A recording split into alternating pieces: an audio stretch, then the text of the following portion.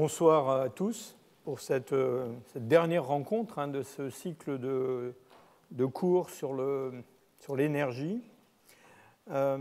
Aujourd'hui, je voudrais en quelque sorte rassembler différentes idées que nous avons abordées durant ces rencontres précédentes et les discuter sous un angle qui est un peu peut-être nouveau pour vous, mais qui en fait a été d'une certaine façon déjà abordé, et qui est d'une part la question de ce que l'on appelle une construction de niche en biologie, puis d'autre part un autre sujet qui est celui du cerveau social. Et en fait, en préparant ce cours, je me suis rendu compte que ces deux thèmes pouvaient à eux seuls représenter un cycle de cours, et donc je serai obligé d'une certaine façon de survoler ces sujets, mais j'espère vous en donner un aperçu et vous montrer comment on peut, dans le fond, comprendre tous ces aspects que nous avons discutés au cours des semaines précédentes et qui sont liés à l'alimentation, qui sont liés à la reproduction. Et tout ça, dans le fond, tournait autour de cette question de l'économie, non pas les économies d'énergie, mais l'économie de l'énergie pour les hominines. Et cette question de la gestion économique de l'énergie tourne autour de ce point central pour les hominines, qui est ce gros cerveau, qui est un cerveau complexe et qui est aussi et surtout un cerveau qui coûte beaucoup à l'organisme. Et c'est pour ça qu'il y a cet enjeu énergétique très important pour ces créatures qui doivent extraire de l'énergie de leur environnement, d'une certaine façon gérer cette énergie et puis l'allouer à différentes fonctions. Et je vous rappelle ce que nous avons vu et qui est résumé dans cette figure d'un article de Navarrete et collaborateurs de 2011. Il y a dans le fond, au cours de l'évolution des hominines, un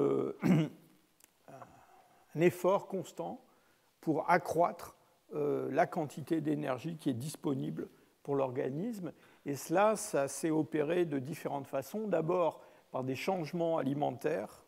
En gros, nous avons une alimentation qui est devenue de plus en plus énergétique et avec une qualité qui est sans cesse accrue.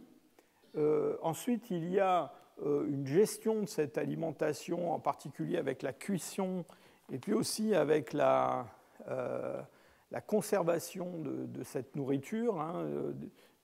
Tas de questions que nous n'avons pas vraiment abordées, mais par exemple le fait de fumer des aliments, par exemple, pour des chasseurs-cueilleurs. Et puis ensuite, il y a la façon dont cette énergie, cette alimentation, dans le fond, est redistribuée aux individus d'un groupe. Et cette redistribution, chez les hommes, c'est quelque chose qui est très important.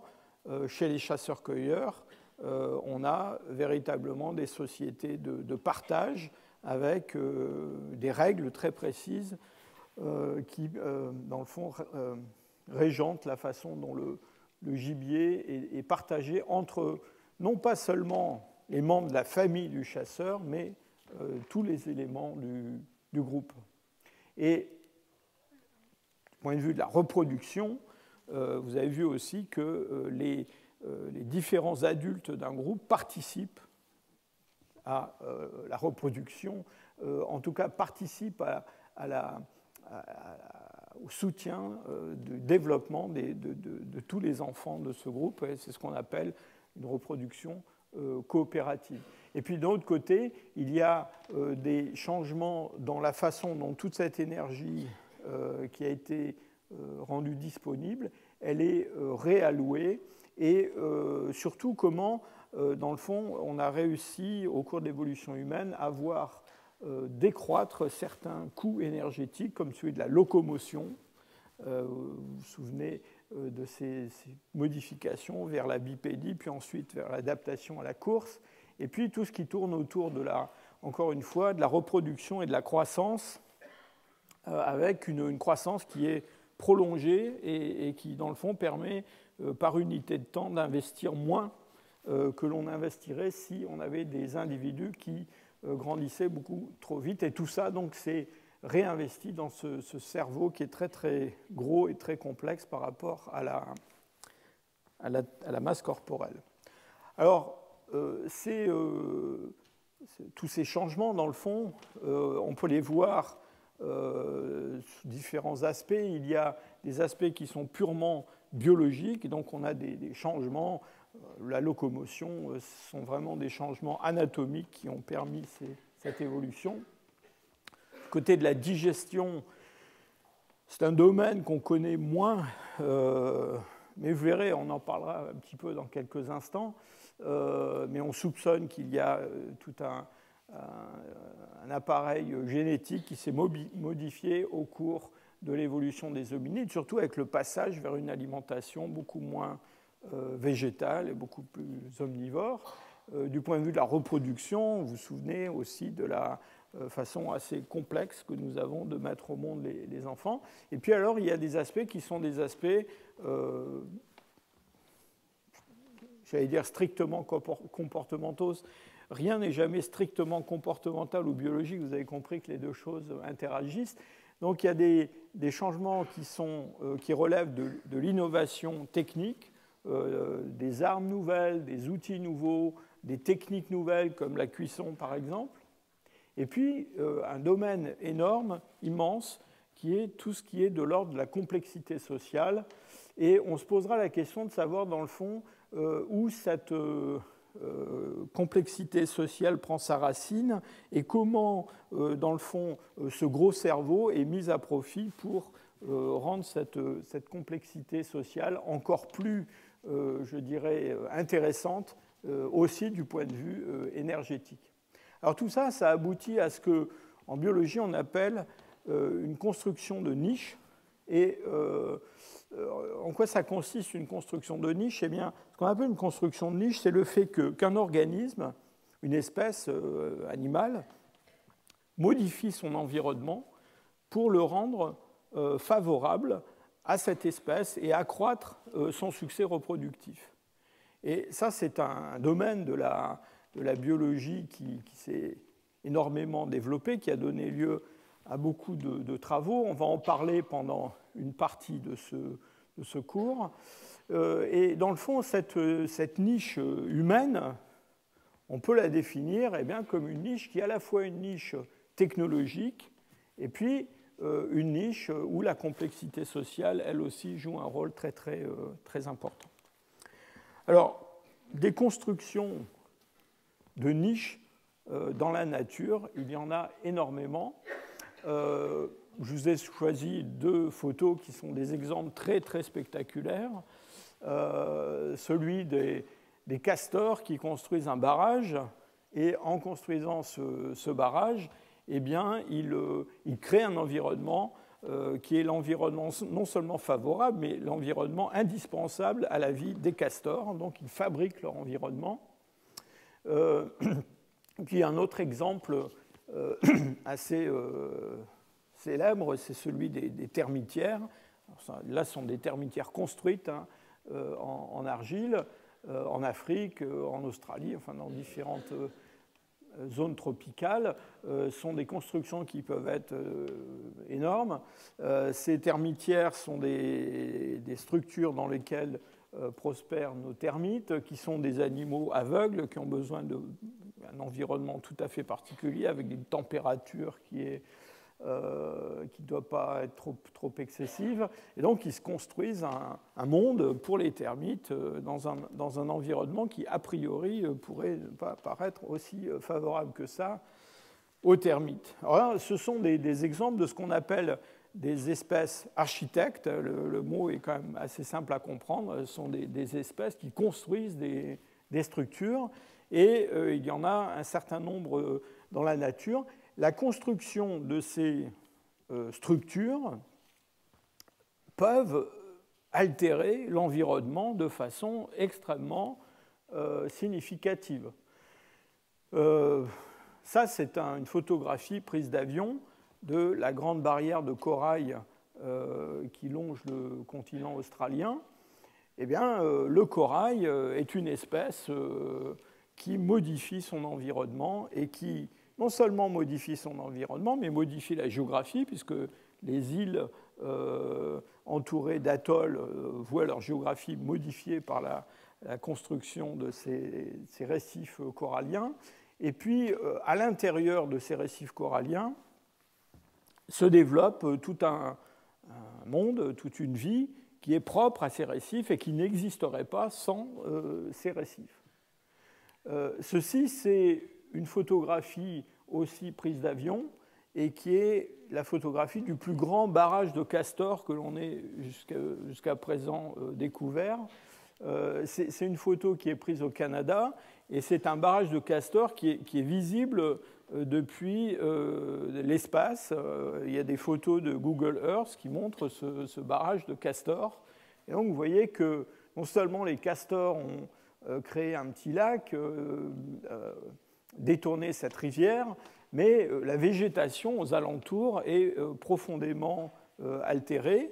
Et on sait que la construction d'un barrage de castors, ça a des implications très fortes sur l'environnement. Il y a, dans le fond, il transforme un environnement d'eau courante en un environnement de mare, et donc toute la faune d'invertébrés du milieu se trouve modifiée. Il y a des variations des flux de carbone, d'azote, il y a des changements du pH de l'eau, et puis surtout les variations du niveau de l'eau créent des changements de la végétation autour de ces lacs artificiels. Et puis en plus, les castors, évidemment, coupent des arbres. Et ça aussi, ça change profondément le paysage. Et ça m'amène à vous parler de l'autre aspect de cette construction de niche, c'est que dans ces constructions de niche, ça n'est pas seulement une espèce qui modifie l'environnement pour le rendre plus favorable, et qui, en faisant ça, modifie le paysage, l'écologie, alors à une échelle qui varie évidemment en fonction des espèces, de l'intensité de leur activité, mais aussi qui, en créant une niche, j'allais dire artificielle, elle n'est pas artificielle évidemment, elle est naturelle, mais en créant cet environnement nouveau, eh bien, crée les conditions d'une rétroaction sur l'évolution de l'espèce elle-même. Donc les castors qui coupent des arbres pour construire leurs barrages et qui vivent dans ces lacs artificiels, eh bien, ils ont toute une anatomie qui s'est adaptée à ces conditions créées par les castors. Donc voilà des incisives de castors qui permettent de couper des arbres et qui permettent aux castors de mener leur vie de castor dans cet environnement qu'ils ont eux-mêmes créé. Alors, cette notion de construction de niche, c'est une question, je l'ai dit, qui a eu un certain succès en biologie, qui a été énormément discutée. Et il y a même des biologistes, ce n'est pas la majorité, qui ont suggéré qu'on devrait, dans le fond, réviser l'énoncé de la théorie synthétique de l'évolution pour introduire cette notion de construction de niche comme un processus évolutif en soi. Je dirais que ce n'est pas une opinion qui est acceptée par la majorité, qui dans le fond pense que la construction de niche est un phénomène important, mais dans le fond qui se traduit au final par des effets qui relèvent de la sélection naturelle et puis des mécanismes habituels qui sont pris en compte par la théorie synthétique de l'évolution. Alors en ce qui concerne les hommes, il n'y a pas de doute sur le fait que les hommes aient créé une niche et qu'ils aient modifié l'environnement. Alors, c'est particulièrement spectaculaire depuis le développement de l'agriculture. Voilà des rizières chinoises dans un paysage qui est profondément remanié par les hommes, puisqu'ils l'ont complètement modifié pour pouvoir cultiver des céréales nécessaires à leur alimentation. Évidemment, inutile de parler des paysages urbains modernes qui n'ont plus rien à voir avec l'environnement naturel, même si on espère végétaliser les toits d'un certain nombre de grandes villes, y compris Paris. Mais bien avant l'apparition de l'agriculture et bien avant l'avènement des grandes métropoles, vous vous rappelez que les hommes ont commencé déjà, et ça remonte à loin, dans le fond, à impacter l'environnement. Et les premiers signes et les premières traces que nous avons de ces changements remontent assez loin. Pour ceux qui ont suivi mon cours l'année dernière, quand on a parlé de l'avènement de l'Anthropocène, eh bien, j'ai signalé déjà les travaux de ce chercheur suédois qui s'appelle Verdelin et qui s'est intéressé à la variabilité et à la richesse des faunes de carnivores en Afrique dans le Pléistocène. Et ce qu'il a montré dans plusieurs publications, c'est que même si aujourd'hui l'Afrique nous paraît être le paradis des grands carnivores, en fait, les faunes de grands carnivores africains sont des faunes appauvries par rapport à ce qui existait il y a 3 millions d'années ou 2,5 millions d'années. Et si on remonte au début du Pléistocène, on a en Afrique, et en particulier en Afrique de l'Est, toute une série de grands carnivores qui n'existent plus du tout aujourd'hui, des hyènes géantes, des ours, ou les ours, quand on parle d'Afrique, ça ne nous parle pas tellement, mais des ours, des grands ours, et puis aussi toute une série de félins à canines développées en lame de sabre, qui sont des espèces qui ont persisté beaucoup plus longtemps en Eurasie, en particulier en Europe, on en a jusque vers environ 300 000 ans, mais qu'on voit disparaître en Afrique de l'Est il y a, disons, autour de 1,5 million, 2 millions d'années. Et donc, une chute brutale de cette diversité que vous voyez ici représentée par cet histogramme. Et cette chute de la diversité des grands carnivores, il est bien difficile de la mettre en relation avec des changements environnementaux, notamment parce que les autres mammifères qui vivent dans les mêmes régions, les autres groupes de mammifères, y compris des carnivores de plus petite taille, eux ne voient pas du tout leur diversité se réduire, et même au contraire, ils voient leur diversité augmenter. Et l'interprétation qui a été faite de cette situation, c'est qu'en fait, entre 2 et 1,5 million d'années, que se passe-t-il en Afrique de l'Est ? On a nos fameux Homo erectus qui se développent, qui développent des techniques de chasse sans doute fondées sur la poursuite des animaux, en mettant à profit leur capacité à la course d'endurance, et donc qui, dans le fond, rentrent en compétition avec tous ces carnivores et finissent par créer un problème pour un certain nombre d'espèces. Alors, bon, c'est un point de vue qui mérite peut-être d'être conforté par d'autres résultats, mais enfin, toujours est-il que c'est quelque chose qui doit éveiller notre curiosité.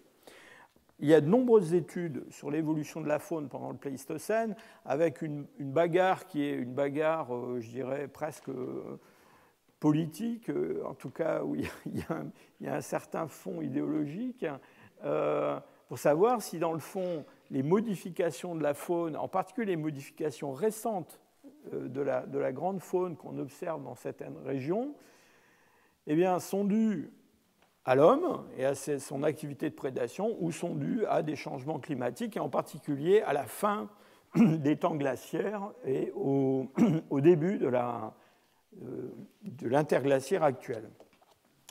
Je ne vais pas revenir trop en détail sur ces questions que nous avons déjà discutées, mais ce qui est tout à fait frappant, c'est que quand on regarde la proportion de grands mammifères qui se sont éteints entre le premier interglaciaire, enfin le dernier interglaciaire, ce qu'on appelle l'Éhémien, il y a environ 130 000 ans, et puis l'actuel, ce qu'on remarque, c'est que ces extinctions se répartissent de façon extrêmement hétérogène sur la surface de la Terre. Dans le fond, on a des régions comme l'Afrique où la proportion de grands mammifères éteints est relativement faible, et les régions où ces extinctions sont les plus massives, eh bien, sont les régions où les hommes, en tout cas les hommes modernes, sont arrivés en dernier. Et l'idée qui prévaut, c'est que dans le fond, dans des régions comme l'Afrique ou le sud de l'Asie, eh bien, il y a eu une longue coévolution entre les faunes et les hommes.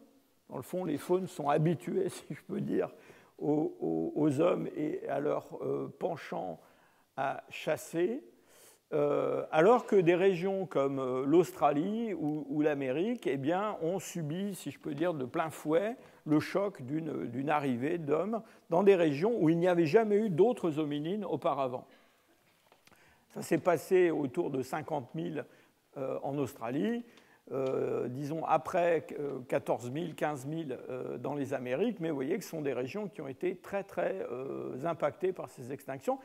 Et vous voyez aussi que l'Europe, c'est une région qui a été impactée par ces extinctions, et en Europe, évidemment, on a une situation très différente des Amériques et de l'Australie, puisqu'on a des hominines depuis longtemps, on a des hommes de Néandertal qui vivent, mais quand même, à l'échelle de l'Eurasie, on s'est rendu compte récemment qu'en fait, l'Europe, surtout l'Europe occidentale, dans le fond, c'est un des derniers endroits où les formes archaïques, comme les Néandertaliens ou les Denisoviens, ont été remplacées par des hommes modernes qui étaient arrivés depuis beaucoup plus longtemps dans d'autres parties de cette grande masse continentale.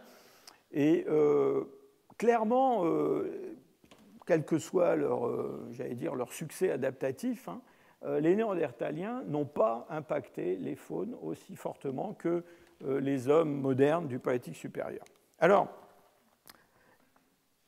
au-delà des extinctions, on voit de nombreux signes de l'activité humaine sur l'environnement, encore une fois, longtemps avant les débuts de l'agriculture, chez des chasseurs-cueilleurs qui, normalement, devraient, impacter modérément l'environnement. Et vous savez, il y a cette idée que les chasseurs-cueilleurs vivent en équilibre avec la nature, qu'ils gèrent la ressource, etc. C'est pas si sûr que ça. Alors, je vous ai pris 2 ou 3 exemples qui vous montrent, en fait, au cours des dernières dizaines de milliers d'années, l'intensification, dans le fond, de cette exploitation des hommes, de cette extraction d'énergie de l'environnement par des chasseurs-cueilleurs. Et dans les 3 diapos qui vont suivre, on va comparer des populations d'Afrique du Sud, de ce que l'on appelle le Middle Stone Age. En gros, dans le jargon, c'est l'équivalent du Paléolithique moyen d'Europe, et le Later Stone Age, qui est en gros l'équivalent du Paléolithique supérieur.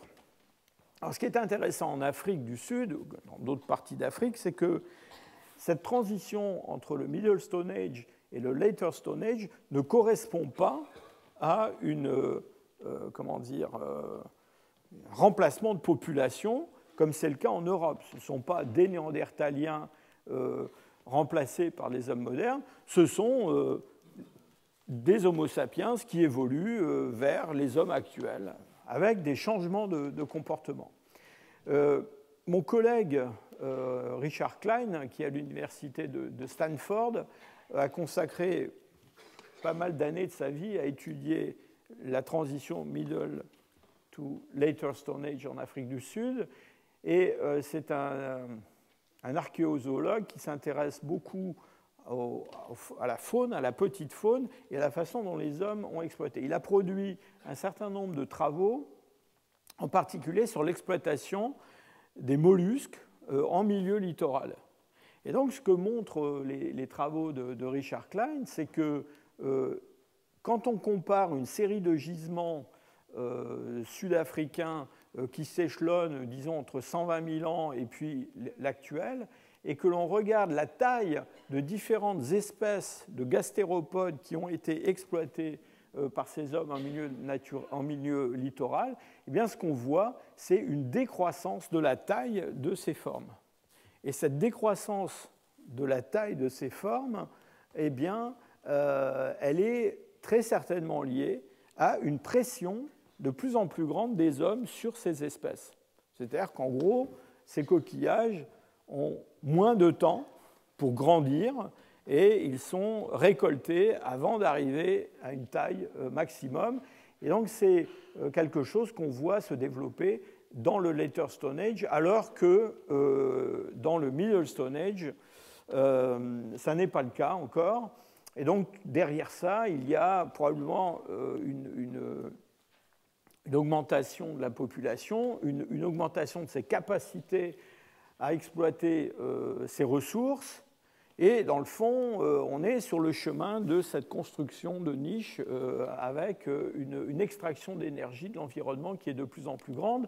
Alors on observe le même phénomène avec toute une série d'espèces. Je passe plus rapidement sur les deux suivantes. Les tortues angulées, qui sont des tortues terrestres que l'on trouve en Afrique du Sud. Alors les hommes du Paléolithique eh bien, mangent aussi des tortues, donc ils récoltent les tortues. Les tortues, c'est quand même un animal qui se défend assez peu, et il suffit de les récolter, un petit peu comme les coquillages, et ensuite de les faire cuire. Et on a, de la même façon que pour les coquillages, on a une décroissance de la taille des carapaces de tortues. C'est quelque chose qui est facile à mesurer. Alors, en l'occurrence, dans tous ces gisements, pour avoir une grande population de tortues, ce qu'on mesure ne sont pas les carapaces, mais ce sont des humérus ou des fémurs que l'on peut trouver. Et on a ce changement de taille. Même chose avec encore un autre plat du Paléolithique d'Afrique du Sud. Je ne sais pas si ça vous tente beaucoup, mais c'est le ratope des dunes que l'on trouve aussi dans des gisements du Middle Stone Age et du Later Stone Age africain.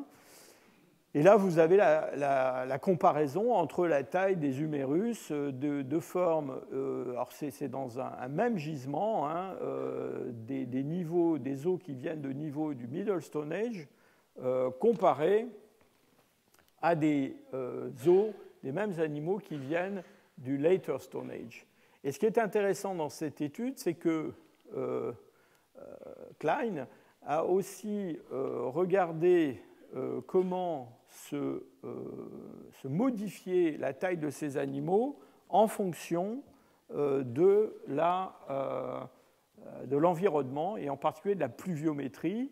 Et vous voyez que la taille normalement de ces animaux augmente avec la pluviométrie, et que ce que l'on observe entre le Middle Stone Age et le Later Stone Age, c'est le contraire de ce qu'on devrait observer, c'est-à-dire que si c'était uniquement l'environnement qui jouait, bien, les ratopes des dunes du Later Stone Age devraient être un peu plus gros que ceux du Middle Stone Age, et en fait, ils sont plus petits, comme vous le voyez sur ce diagramme. Donc tout ça, c'est lié à l'activité humaine. Alors, on pourrait continuer très longtemps avec l'alimentation. Un autre impact de l'homme sur le paysage, et évidemment, encore une fois, je me cantonne aux chasseurs-cueilleurs, je ne parle pas des sociétés post-néolithiques ou même néolithiques, et de leur impact sur l'environnement qui a été bien plus considérable. Le feu, donc le feu, on pense toujours au feu comme à un élément de la vie domestique, le feu qui permet de cuire des aliments, de se chauffer, qui fait qu'on peut se réunir autour d'un feu de camp. Le feu est utilisé par les chasseurs-cueilleurs pour modifier le paysage. Et alors, ils modifient le paysage parfois volontairement, parce que ces chasseurs-cueilleurs préfèrent avoir des environnements ouverts que des environnements qui sont trop couverts. Par exemple, en Australie, on a très bien décrit comment les aborigènes systématiquement provoquent des feux de brousse pour créer un environnement qui est favorable au gibier que ces chasseurs veulent chasser. Mais vous voyez, dans ce travail de Cherion et collaborateurs de 2015, toute une série d'activités humaines qui vont de la guerre jusqu'au fait de vouloir diriger le gibier, c'est cette colonne-là, un drive, dans une certaine direction, mais qui couvre aussi d'autres choses comme la communication ou même le simple fait de s'amuser, eh bien, résulte dans le fond, des feux de brousse qui sont créés par les hommes eux-mêmes. Alors, on a dans un passé... Alors ça c'est une question qui intéresse énormément les archéologues depuis pas très longtemps, c'est de savoir dans quelle mesure on peut détecter ces actions de l'homme sur le paysage par l'intermédiaire de feux qui sont des feux intentionnels. C'est une question qui est assez difficile à résoudre parce que du point de vue technique, ce n'est pas très facile de faire la différence entre un feu naturel et puis un feu qui a été allumé par les hommes. On a des régions du monde où on voit, c'est le cas en Australie par exemple, où on voit dans les dépôts marins ou dans les dépôts de certains lacs, on voit apparaître à un certain moment, autour de 50 000 ans, des petits charbons, des fragments de charbon de bois. Alors encore une fois, c'est difficile de dire qu'ils résultent de feux intentionnels, mais toujours est-il qu'il y a une coïncidence de date entre l'augmentation de densité de ces charbons dans les dépôts et puis la date présumée d'arrivée de l'homme dans ces régions-là. En Europe, on a, dans des travaux récents, essayé de mettre en relation la végétation observée à un moment donné. Ici, il s'agit du dernier maximum glaciaire, donc le moment où il faisait très très froid en Europe lors de la dernière glaciation, autour de 20 000 ans, 18 000 ans avant le présent. Donc la végétation observée avec une modélisation de ce qu'elle aurait dû être. Alors on est capable, connaissant les conditions écologiques requises par différentes espèces végétales et étant capable de reconstituer ces conditions à un moment T du passé dans différents endroits, eh bien, on peut produire des cartes comme ça. Alors, ce sont des simulations, évidemment, qui montrent les endroits où, normalement, il devrait y avoir de la forêt si on ne faisait rien. Et vous voyez que la carte de l'Europe, lors du dernier maximum glaciaire, avec les forêts telles qu'elles auraient dû être, et puis ce que nous donnent les études de pollen, les études de restes de fragments végétaux dans des gisements, en particulier des dépôts de lacs où on peut étudier ce matériel, eh bien, vous voyez qu'on a un couvert végétal qui est beaucoup plus modeste, dans le fond, que ce qu'on pourrait attendre. Et, encore une fois, l'idée, c'est que ce qui est derrière cette différence, eh bien, c'est l'activité humaine.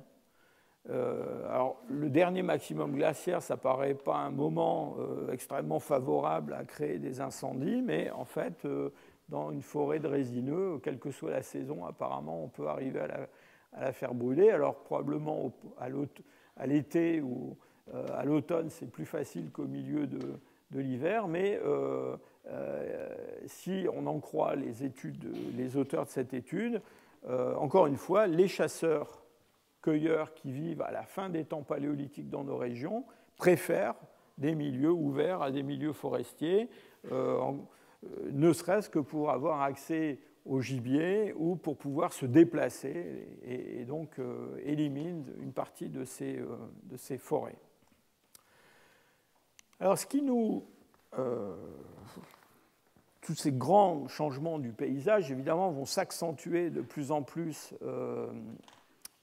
pendant l'Holocène, avec le développement de l'agriculture, le développement, l'accroissement de la densité de population dans de nombreuses régions. Mais dans le fond, ce qui nous intéresse le plus, ce n'est pas les changements de paysage du point de vue de l'évolution humaine, c'est dans le fond, ce micro-environnement que les hommes créent autour d'eux, hein, l'environnement qui nous entoure, c'est-à-dire le fait d'avoir des vêtements, d'avoir des habitats qui sont fabriqués. Et la question qu'on peut se poser, c'est un peu à la manière des castors qui ont leur anatomie modifiée par l'environnement dans lequel ils vivent, dans quelle mesure cette construction de niche par les hommes rétroagit sur leur évolution, modifie leur biologie et ou leur comportement. Alors cette reconstitution vous montre des chasseurs à la veille du dernier maximum glaciaire, une période qu'on appelle le Gravétien, quelque part en Europe de l'Est. Et vous avez un petit peu la synthèse de tous ces changements qui sont en cours. Alors dans l'environnement immédiat des hommes, d'abord ces constructions qui sont des constructions en partie en os de mammouth, mais aussi avec d'autres éléments, du bois, du cuir, des peaux, de la terre, enfin toutes sortes de choses, et qui permettent de survivre avec une morphologie de primates tropicales dans un environnement qui est tout sauf tropical.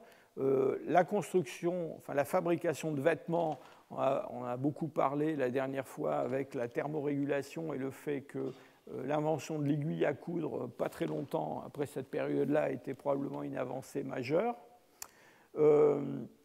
Des techniques de conservation des aliments, ici de la viande qui est mise à fumer. Alors ça, c'est quelque chose qui est difficile pour l'instant à détecter dans le registre archéologique. On s'y emploie. Et puis, la question qui se pose déjà de savoir s'il y a ou pas domestication de certains animaux, et en particulier pour les chasseurs gravétiens de Moravie, il a été proposé par certains que ils avaient déjà domestiqué ou apprivoisé certains loups et qui étaient les ancêtres de nos chiens actuels.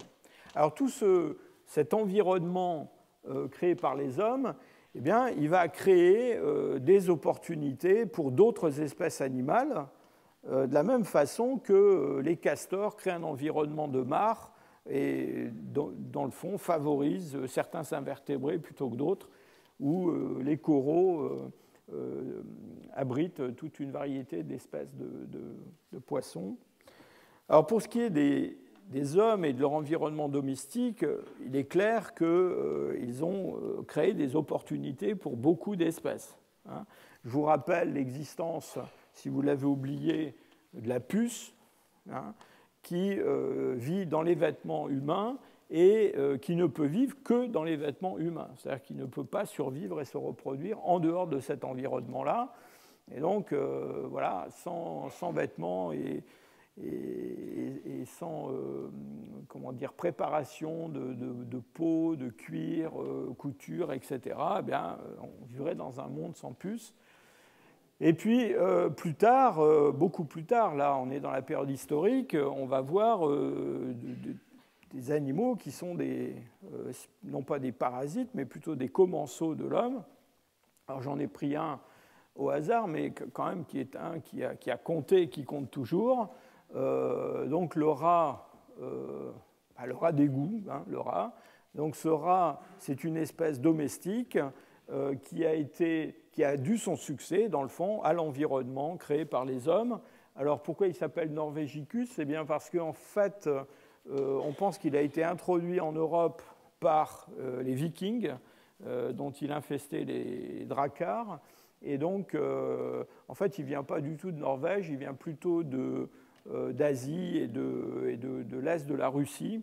Mais comme les Vikings sont aussi allés du côté de la Russie, ils ont fini par ramener des rats, des Ratus norvegicus en Europe à partir du IXe siècle. Et ces animaux, évidemment, aujourd'hui sont présents absolument partout, sur tous les continents, dans toutes les villes, à part en Antarctique, et partout il y a des rats. Et inutile de vous rappeler aussi le fait qu'ils ont été vecteurs, pas directement, mais ils ont été vecteurs de maladies terribles comme la peste plusieurs fois au cours de l'histoire. Alors, parmi les opportunités créées par les hommes en créant cet environnement, tout à l'heure je vous ai montré ce premier animal domestique qui est le loup. Alors, les hommes n'ont pas domestiqué que le loup pour en faire un chien. Ils ont domestiqué un certain nombre d'animaux de façon à les exploiter pour leur viande, pour leur peau, pour leur lait, etc. Et on a, alors, à partir de la fin des temps glaciaires, durant l'Holocène, on a une explosion du nombre de ces animaux domestiques. Alors, pas une explosion du nombre d'espèces, mais une explosion du nombre d'individus. Et ce diagramme vous montre l'accroissement de la biomasse de vertébrés terrestres depuis la fin de l'Holocène, et puis surtout au cours d'une période historique récente. Et donc, vous voyez que, d'abord, cette biomasse, aujourd'hui, est considérable par rapport à la biomasse qui existait à la fin des temps paléolithiques. Donc, il y a un accroissement très, très spectaculaire. Mais surtout, ce qui est encore plus spectaculaire, c'est le fait que cette biomasse qui était entièrement représentée par des animaux sauvages il y a 10 000 ans, maintenant est entièrement représentée soit par des hommes eux-mêmes. Alors, les hommes eux-mêmes représentent une biomasse qui est supérieure à la biomasse de tous les vertébrés terrestres il y a 10 000 ans. Donc, ça fait de la biomasse. Et les animaux domestiques, eh bien, c'est 2 fois plus, donc c'est absolument spectaculaire. Et évidemment, avec ces animaux domestiques, eh bien, sont venus tout un cortège, encore une fois, d'épidémies, de maladies infectieuses, qui sont passées de l'homme aux animaux domestiques successivement au cours de l'évolution récente. Alors, comment tous ces changements que je vous ai décrits brièvement, on pourrait continuer toute la soirée parce qu'il s'en est passé énormément. La question maintenant, c'est dans le fond, comment ces changements rétroagissent sur l'évolution humaine, l'évolution biologique. Et je voudrais prendre 2 exemples et les discuter brièvement, et puis ensuite revenir à cette question du cerveau, de ce cerveau qui est très gros et très coûteux, et discuter dans le fond de la rétroaction possible de cette construction de niche sur le cerveau. Alors, quelque chose qui a été découvert assez récemment, mais que je trouve assez spectaculaire, eh bien, il y a un récepteur qui s'appelle arylhydrocarbone. Désolé, je vais vous donner des noms de gènes et de molécules qui ne sont pas toujours très faciles à mémoriser. Donc, ce récepteur, c'est un récepteur qui, dans le fond, est mis en jeu chaque fois que vous êtes exposé à de la fumée de cigarettes, à des gaz d'échappement de moteurs, à des incinérateurs, à de la fumée, à des feux de toutes sortes. Et il permet, d'une certaine façon, la métabolisation de toxines qui se trouvent dans ces fumées d'une façon qui est relativement peu dangereuse pour notre organisme. Alors, récemment, on s'est intéressé à donc l'histoire passée de ce récepteur arylhydrocarbone, il manque un E. Comme on dispose maintenant du génome complet de l'homme de Néandertal, du génome complet des Denisoviens, et même quand il n'est pas complet, il suffit qu'on ait un petit bout de ce récepteur pour aller vérifier à quoi il ressemble, eh bien, on a pu comparer la situation chez les hommes actuels avec ce qui était présent chez les Néandertaliens chez les Denisoviens. Et puis, évidemment, on peut toujours comparer ça aussi avec ce que l'on observe chez les grands singes actuels. Et alors, ce qui est absolument remarquable, c'est qu'on s'est rendu compte que sur ce récepteur, il y a une mutation qui n'existe que chez l'homme actuel et qui existe chez tous les hommes actuels. Et cette mutation, qui est une simple substitution le long de cette chaîne, eh bien, elle n'est pas présente ni chez les Néandertaliens ni chez les Denisoviens. Et il semble que cette mutation, elle soit essentielle pour rendre ce récepteur actif, pour nous protéger contre les effets nocifs de ces fumées. Alors c'est quelque chose d'assez, je dirais, remarquable, parce que nous savons que l'utilisation du feu existe déjà chez les hommes de Néandertal, et même bien avant. Mais je vous ai dit plusieurs fois qu'il y avait quand même beaucoup de sites paléolithiques du Paléolithique moyen où finalement la présence du feu était relativement discrète, voire où le feu était absent.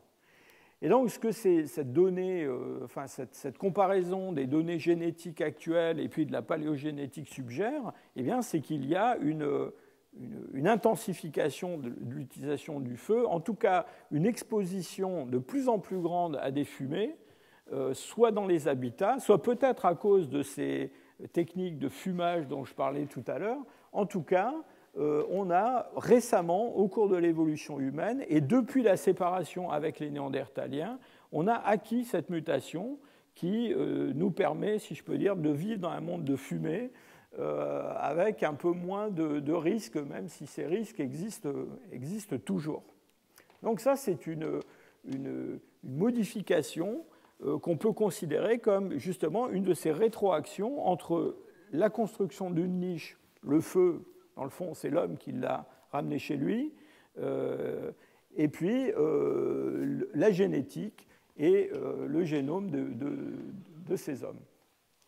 Alors, on a des exemples comparables avec l'alimentation, surtout des exemples récents. Il y en a un qui est extrêmement célèbre et qu'on cite toujours comme un exemple de cette rétroaction sur le génome dans une construction de niche, c'est la persistance de la lactase chez des populations actuelles. Alors, cette persistance de la lactase, c'est le fait de pouvoir d'avoir une enzyme qui permette de digérer le lait. Alors aujourd'hui, tout le monde est très préoccupé de ce qu'il mange et on parle beaucoup d'intolérance au lait, d'intolérance au lactose. Les gens qui ont une intolérance au lactose pensent qu'ils ont une espèce de maladie bizarre qui fait qu'ils ne peuvent pas tolérer le lait. Alors en réalité, ce sont eux qui sont normaux, si je peux dire. Pourquoi ? Eh bien parce que chez les mammifères, normalement, on boit du lait quand on est nouveau-né, et puis à un moment donné se produit un sevrage, et au moment de ce sevrage, eh bien, on cesse de manger du lait, de boire du lait. Et c'est bien comme ça. Et donc c'est un phénomène qui est programmé, si je peux dire, et une partie de la programmation, eh bien, c'est le fait que les adultes deviennent intolérants au lactose. Sinon, on ne sait pas, peut-être qu'ils continueraient à vouloir boire du lait pour toujours. Donc ils sont obligés d'arrêter. Et donc c'est ce qui se produit chez tous les mammifères. Chez les hommes actuels, on a des régions du monde qui sont représentées ici en rouge, où on a un phénotype tout à fait particulier, c'est-à-dire qu'on a une majorité des individus qui peuvent parfaitement continuer à boire du lait. Alors, cette persistance de la lactase, c'est le résultat en Europe d'une mutation qui a été très très bien identifiée et qui est, si je peux dire, est différente en Afrique. En tout cas, en Afrique, on pense qu'il y a plusieurs mutations qui sont en jeu, mais du point de vue du phénotype, qui aboutissent au même résultat, c'est-à-dire que des gens peuvent continuer à boire du lait. Alors j'insiste sur le lait parce que sitôt qu'on se met avec le lait à faire du yaourt, du fromage, etc., j'allais dire, sa nuisance devient beaucoup moins grande. Donc là, c'est bien de lait qu'il s'agit. Et on a étudié depuis des années le développement de cette mutation en Europe. Encore une fois, c'est un processus qui est différent en Europe et en Afrique. Et ce que l'on voit, dans le fond, c'est qu'il y a une coïncidence entre le développement de cette mutation et puis le développement de l'agriculture et de l'exploitation d'animaux pour produire du lait, des vaches en l'occurrence. Alors aujourd'hui, cette mutation, elle est surtout majoritaire dans le nord-ouest de l'Europe, mais on pense qu'il y a eu un espèce de glissement lié en fait à une augmentation de la population en Europe depuis le néolithique, et en combinant des données archéologiques et des données paléogénétiques, on a un épicentre, si je peux dire, du développement de cette mutation, quelque part, vous voyez, dans l'est de l'Europe, au début du néolithique. Alors, les spécialistes se battent pour savoir exactement quand cette mutation est arrivée, si c'est vers 7000, vers 6000, avant le présent. Et puis elle n'est pas tout de suite devenue prévalente dans la population. Ce qui est très intéressant pendant le néolithique, c'est que quand on regarde la manifestation de cette mutation, eh bien, on va la trouver parfois dans des populations d'agriculteurs, mais on ne va pas la trouver chez les chasseurs-cueilleurs mésolithiques qui vivent à la même époque dans d'autres régions. Donc c'est quelque chose qui est très très bien documenté.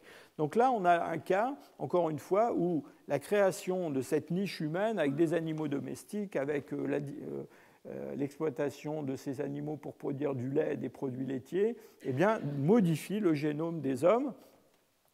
Et je vous cite cet exemple, encore une fois, qui est récent, quelque chose qui ne concerne pas les chasseurs paléolithiques, simplement pour vous indiquer que des mutations comme celle-là, il s'en est probablement produit d'autres dans le passé pour lesquelles nous n'avons pas d'informations pour l'instant. C'est-à-dire que le passage d'une alimentation essentiellement végétale chez des hominines pliocènes vers une alimentation beaucoup plus carnée chez les Homo erectus, et puis ensuite le développement de la cuisson des aliments, tout ça, il y a fort à parier que ça soit associé à des mutations un petit peu du même genre.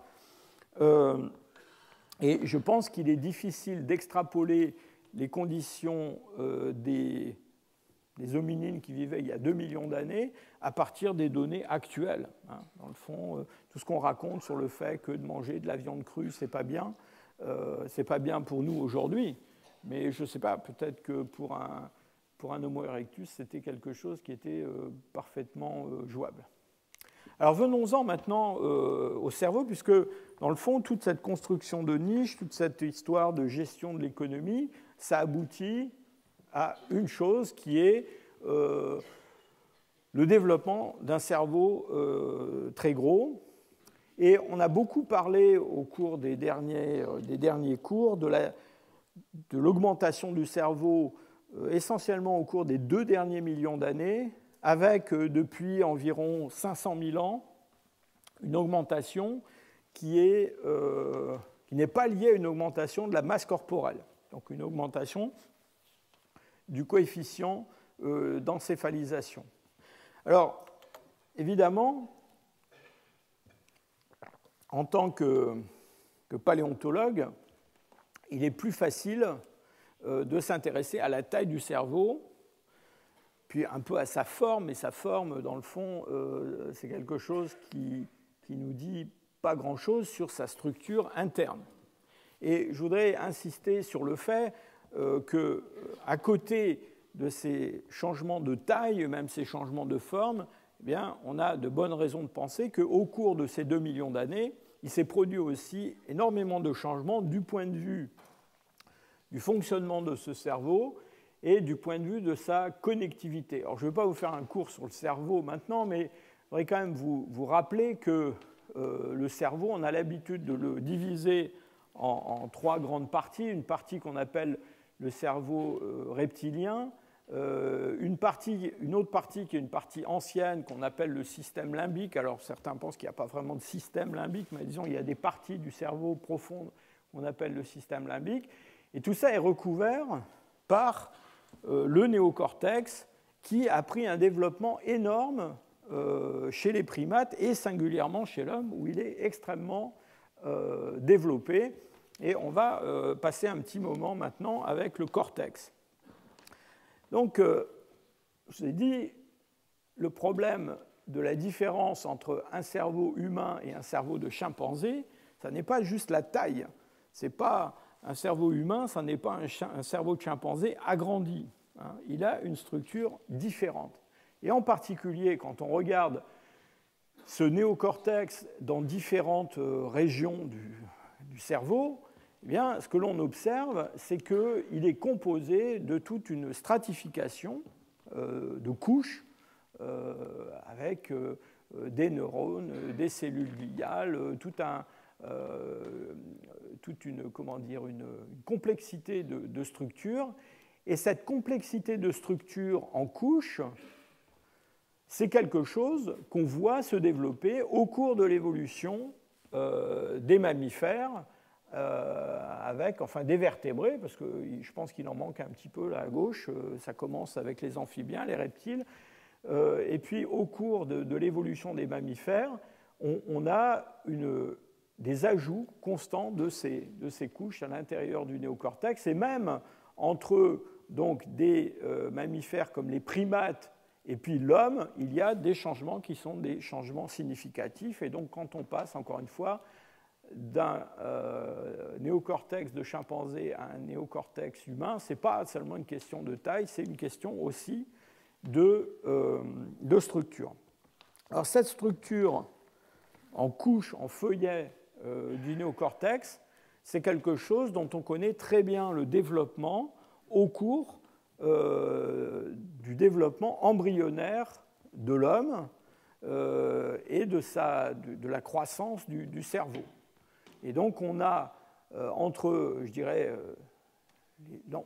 vraiment l'ébauche de système nerveux au tout début du développement embryonnaire et puis le cerveau d'un adulte, eh bien, on a un ajout d'éléments et une complexification de cette structure en couches avec des cellules qui vont finir par former des neurones qui viennent migrer dans cette couche que vous voyez là. Alors, au cours de cette croissance, eh bien, on a un certain nombre de gènes qu'on a identifiés et qui sont mis en jeu pour produire ces changements cellulaires. Et j'attire votre attention sur un gène en particulier. Alors, celui-là, c'est le pire de tous. Il s'appelle ARHGAP11B. Et il est très important parce qu'il provoque ce qu'on appelle l'amplification des progéniteurs corticaux. En gros, c'est ça qui va permettre le développement de ces neurones. Alors récemment, on s'est beaucoup intéressé, c'est quelque chose qui est arrivé un peu en même temps que l'histoire de la fumée.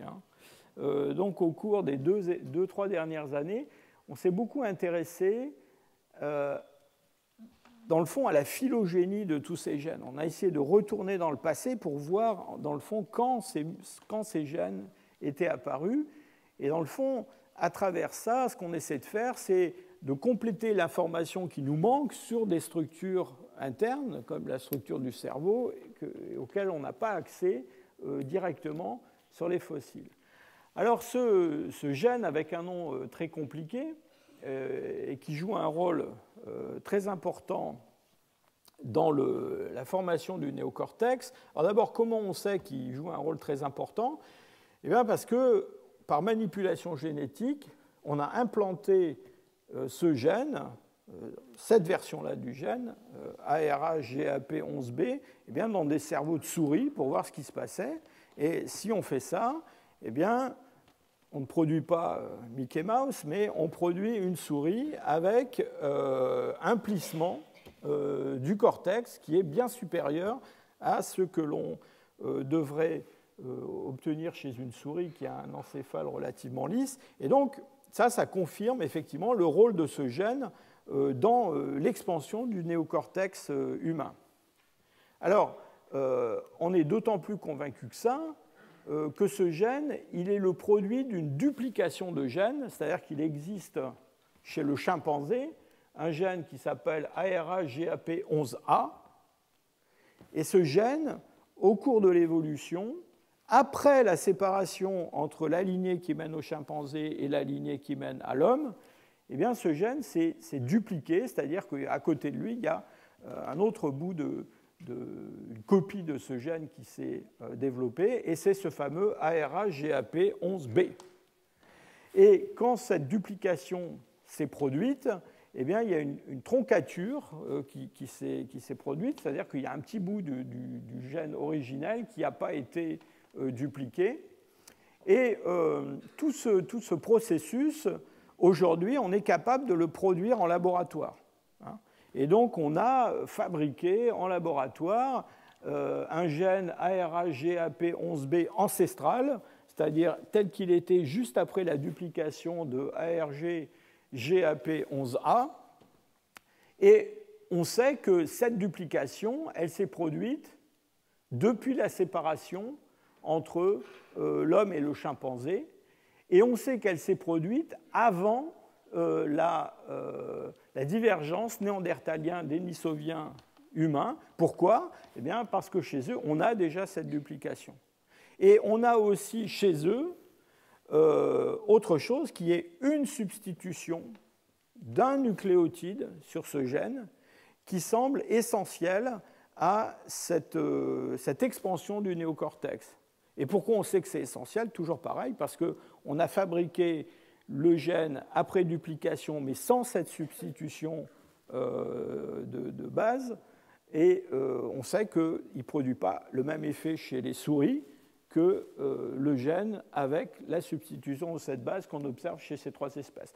Alors évidemment, tout ça, c'est cohérent, et ça nous montre que, dans le fond, c'est cohérent avec ce qu'on sait de la paléontologie, puisque vous vous souvenez que cette divergence entre tous ces groupes, c'est quelque chose qui remonte à peu près à 700 000 ans pour la divergence entre les lignées des hommes, des néandertaliens et des dénisoviens.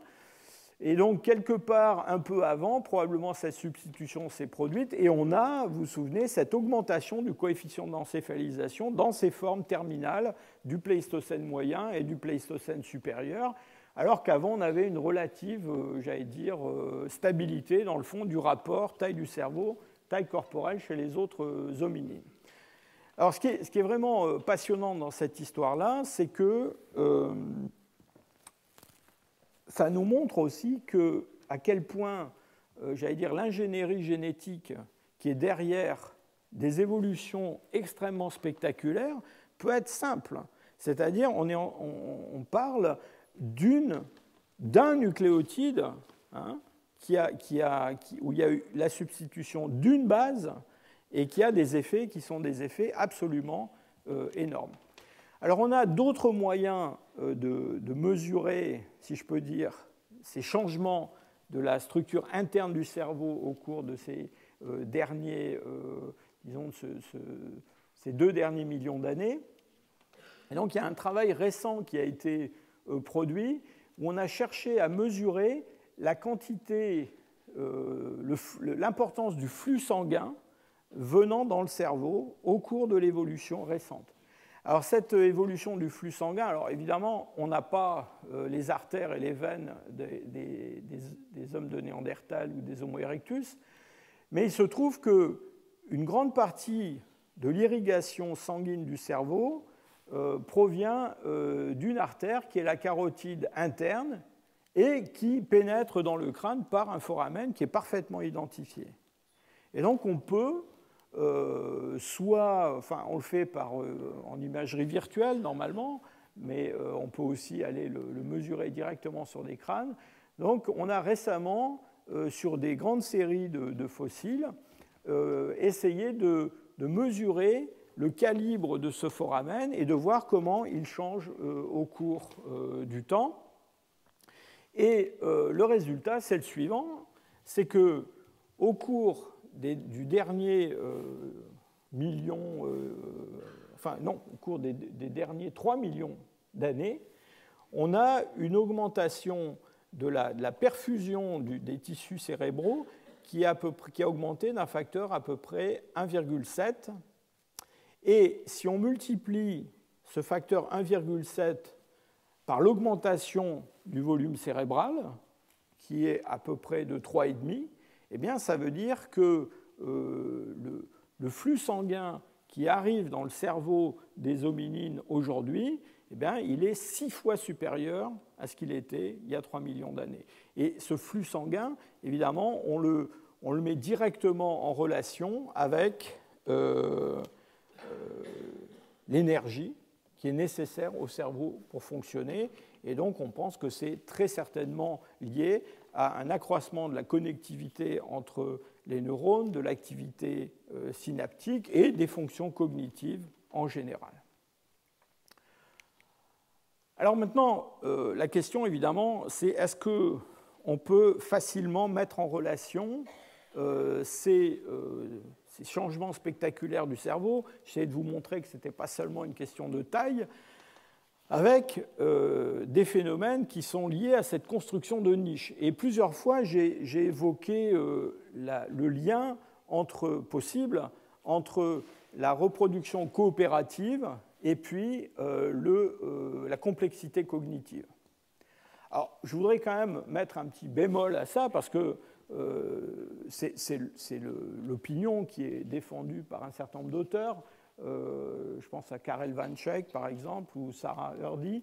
Karel Vanček viendra à un colloque au mois de juin, j'espère qu'il parlera de ça. Mais tout le monde n'est pas absolument d'accord avec ça. C'est-à-dire la notion que, dans le fond, le fait que les hommes grandissent en fratries multiples, avec une intervention de plusieurs adultes pour nourrir les petits d'une seule femme, c'est quelque chose qui joue un rôle dans notre complexité cognitive. Alors pourquoi il y a des gens qui sont, dans le fond, réticents à accepter ça ? Bien parce qu'on connaît d'autres exemples de reproduction coopérative chez des mammifères. Alors, ce n'est pas quelque chose qui est extrêmement répandu. Il y a moins de 1% des espèces de mammifères où existe quelque chose qu'on peut appeler de la reproduction coopérative. Un exemple, je vous ai choisi 2 exemples. L'un qui est les lycaons, les chiens sauvages africains. Donc, ces lycaons, les petits lycaons, une fois qu'ils sont sevrés, vont être nourris par de la viande qui est régurgitée par des adultes du groupe qui ne sont pas forcément leur mère, qui sont des adultes du groupe, donc qui nourrissent les petits. Et d'ailleurs, jusqu'à un âge jusqu'à à peu près 1 an, ils ont, ce qui est assez remarquable, ils ont un accès privilégié aux carcasses des animaux tués par les adultes. Après, ils se débrouillent. Et puis, on a, chez des primates aussi, on a des exemples de reproduction coopérative, en particulier chez ces singes tamarins, où on a très souvent la naissance de jumeaux, de triplés ou de quadruplés, et donc c'est assez difficile pour la mère tamarin de s'occuper de quadruplés, et donc il y a l'intervention d'autres adultes, y compris des mâles, pour s'occuper de ces petits. Alors ces mammifères sociaux qui produisent qui ont un comportement de reproduction coopérative ont été beaucoup étudiés. Il y a tout un tas d'articles qui ont été publiés sur cette question-là. Et dans le fond, les gens qui s'intéressent non pas à l'homme, mais qui s'intéressent aux mammifères en général, ils sont assez réticents avec cette idée de lien entre la complexité cognitive et puis la reproduction coopérative. Et pourquoi ? Parce que dans le fond, je vous ai dit d'abord la reproduction coopérative chez les mammifères, ce n'est pas si fréquent que ça. Et quand on l'observe dans des groupes qui sont très particuliers. Ce sont des groupes qui sont des groupes où il y a un niveau élevé de monogamie, ou de monogynie en tout cas.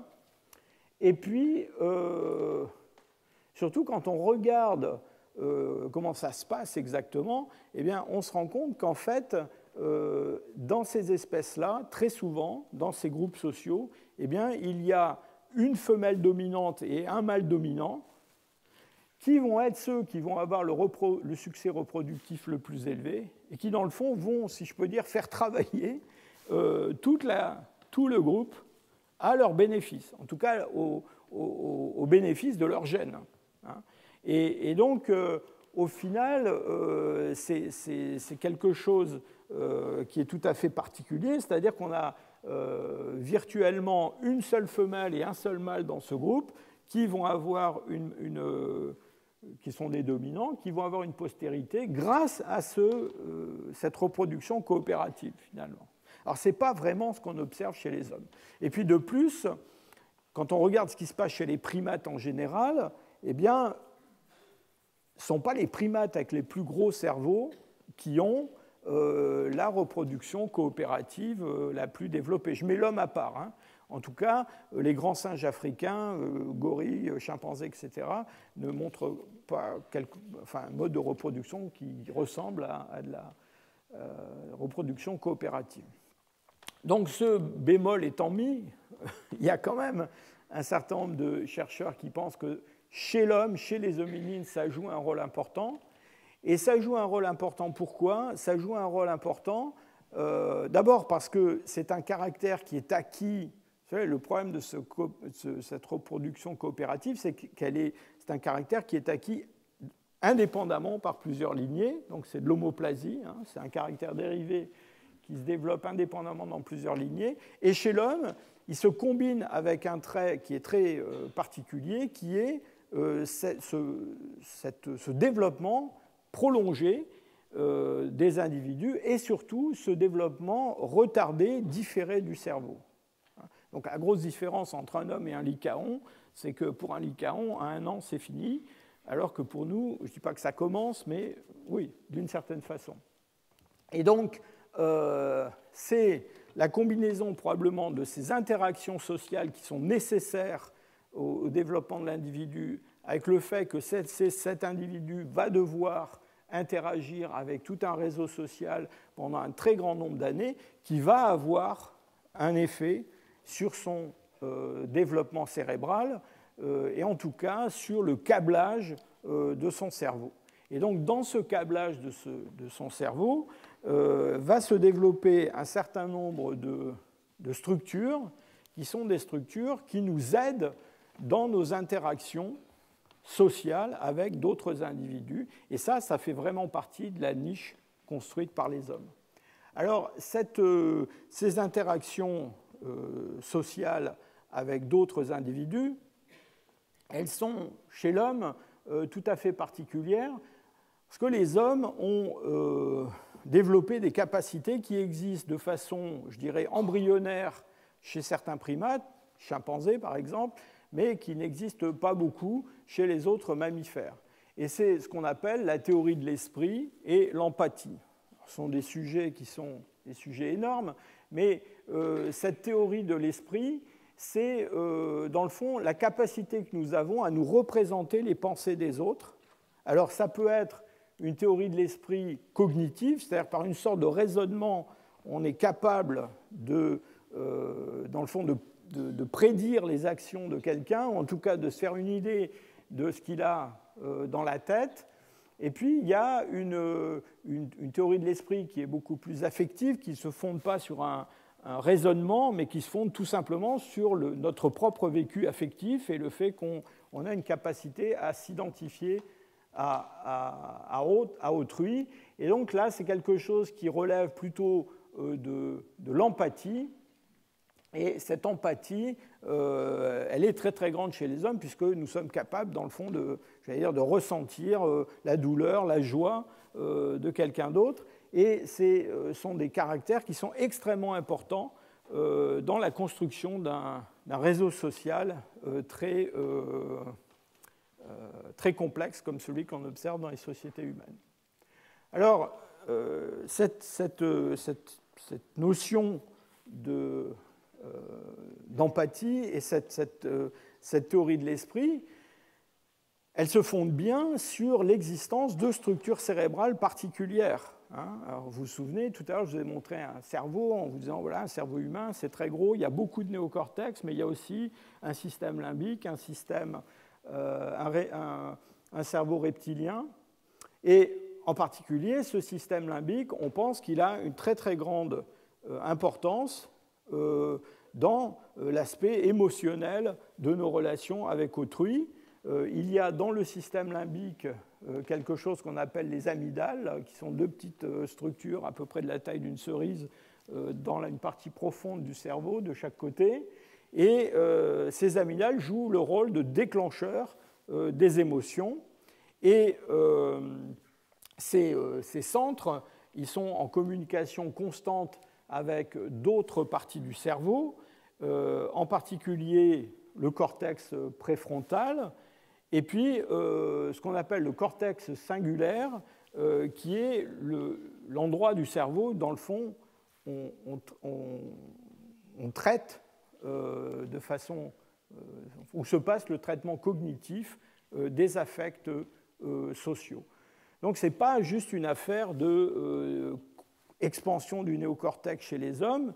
Dans tout cet aspect émotionnel, empathique, etc., on mobilise des parties anciennes du cerveau. Et puis alors, il y a autre chose qui s'est développée dans le néocortex des hommes. Ce sont des neurones particuliers, qu'on appelle les neurones miroirs. Alors ces neurones miroirs sont des neurones dont on a découvert l'existence en faisant des travaux expérimentaux sur des primates, des macaques. Et ces neurones miroirs sont beaucoup plus nombreux chez l'homme qu'ils ne sont chez d'autres espèces de primates. Et sont des neurones qui s'activent aussi bien lors d'une action motrice ou d'une sensation que lorsque cette action ou cette sensation est donnée à voir ou même est donnée à imaginer. Et donc vous avez ici de l'imagerie cérébrale qui vous montre des conditions, comment s'activent ces neurones miroirs dans le cortex. Lors de l'exécution d'une tâche, il s'agit de prendre un objet, ou lorsqu'on donne à voir à un macaque, mais c'est pareil pour un homme, cette action par quelqu'un d'autre, un expérimentateur. Et donc ça, c'est quelque chose qui est extraordinairement important pour nous, parce que dans le fond, ce sont ces mêmes neurones dans notre cerveau qui nous permettent, dans le fond, de ressentir et de mettre ça en relation avec notre expérience personnelle, le résultat d'une action qui est accomplie par d'autres. Et inutile de dire que c'est quelque chose qui a une grande importance du point de vue de l'empathie. Alors cela m'amène à vous parler, pour finir, de ce fameux cortex et de l'expansion de ce néocortex et de ce que l'on a appelé le cerveau social. En 1992, un chercheur anglais qui s'appelle Dunbar a publié un article qui a fait date.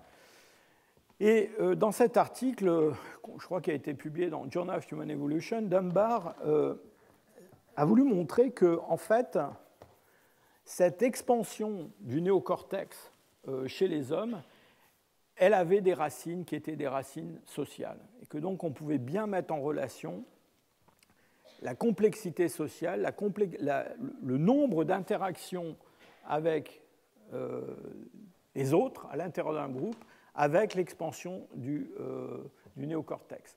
Et Dunbar, dans cet article, a montré que chez les primates, donc tous ces points représentent des espèces différentes de primates, eh bien, il y avait un lien assez direct entre la proportion de néocortex par rapport au reste du cerveau, en volume, hein, et puis la taille des groupes.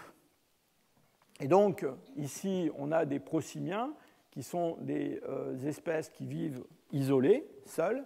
Et puis ensuite, on a différents groupes d'aploriniens, des anthropoïdes, monogames, polygames, etc. Et ce que l'on observe, en gros, dans toute cette série, ces nombreuses espèces de primates étudiées par Dunbar, eh bien, c'est que plus ces espèces ont un néocortex important par rapport au reste du cerveau, et plus elles vivent en groupes nombreux. Et au sein de ces groupes de plus en plus nombreux, eh bien, chaque individu doit avoir des interactions avec d'autres membres du groupe.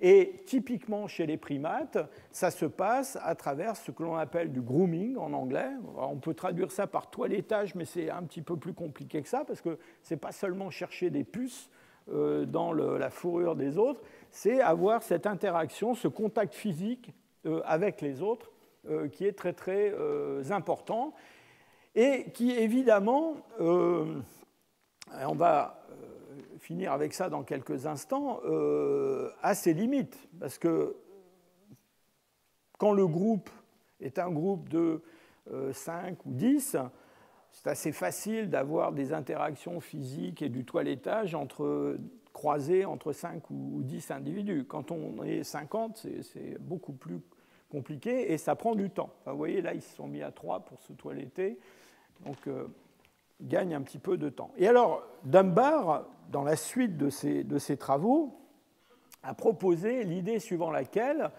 dans le fond, on pouvait faire une prédiction de la taille d'un groupe humain, qui était la taille du groupe humain au sein duquel on peut avoir des interactions sociales avec d'autres individus. Et comment il a fait ça? Eh bien, c'est assez simple. On connaît la taille du néocortex chez l'homme, donc il a pris le rapport du néocortex par rapport au reste du cerveau, et en le projetant sur ce diagramme construit à partir d'autres primates, ici encore une fois c'est une échelle logarithmique, eh bien Dunbar est arrivé à un chiffre qu'on a depuis qu'on a depuis baptisé chiffre de Dunbar d'ailleurs, et qui est un chiffre d'à peu près 150. C'est-à-dire que 150, c'est le nombre d'individus avec lequel, normalement, un être humain moyen peut avoir des relations, je dirais, personnelles suivies. Alors, ça ne veut pas dire qu'on n'est pas capable de connaître plus de monde que ça. On peut connaître des centaines de noms de gens. Mais c'est une autre affaire que d'avoir des interactions régulières sur le plan social. Alors, Dunbar a détaillé énormément son modèle. Il a construit toute une théorie du cerveau social avec des chiffres emboîtés, avec un facteur 3 à peu près à chaque fois.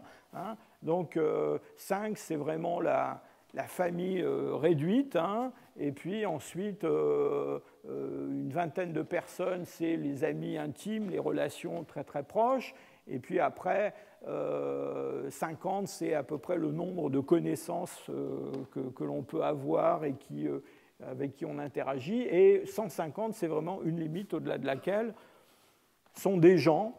On peut connaître leur nom, mais on ne va pas forcément interagir avec eux. Alors, il y a eu énormément il y a eu une masse de publications sur cette histoire du cerveau social et du nombre de Dunbar. Et on a exhumé tout un tas de chiffres 150 de la littérature. On s'est rendu compte que 150... c'était à peu près la taille l'effectif de la population d'un village néolithique. 150, c'est dans l'armée romaine la taille d'une unité de base. Dans la plupart des armées modernes, c'est la taille de ce qu'on appelle une compagnie. etc. etc. Ça a été très très loin. Il y a eu des travaux extraordinaires. Il y a des gens qui ont étudié, par exemple, combien on pouvait au maximum envoyer de cartes de vœux au moment de Noël. Donc il y a une publication là-dessus et toujours pareil, on tombe sur ce chiffre de Dunbar qui est autour... Alors ce n'est pas 150, c'est entre 100 et 200, mais on tourne toujours autour de ces chiffres-là. Et alors, plus récemment, j'ai trouvé ça vraiment intéressant, il y a des gens qui ont étudié le trafic sur les réseaux sociaux, sur Twitter et sur Facebook. Alors sur Twitter, bon... Je ne sais pas vous, mais moi j'ai 3500 followers ou quelque chose comme ça. Et il y a des gens qui en ont 10 000, il y a des gens qui en ont 1 million. Kim Kardashian, je ne sais pas combien elle en a, je crois que c'est elle qui en a le plus sur Terre. Mais clairement, Kim Kardashian n'entretient pas des relations personnelles avec ses millions de followers. Et donc on a essayé de mesurer, dans le fond, avec combien de followers sur Twitter vous pouvez entretenir des relations. Et ça, c'est assez facile parce que tout ça, c'est électronique, c'est enregistré par Twitter et par Facebook. Et donc, en étudiant le trafic rentrant et le trafic sortant des messages échangés entre des gens qui font partie d'un réseau sur un réseau social, eh bien, on s'est rendu compte de quoi ?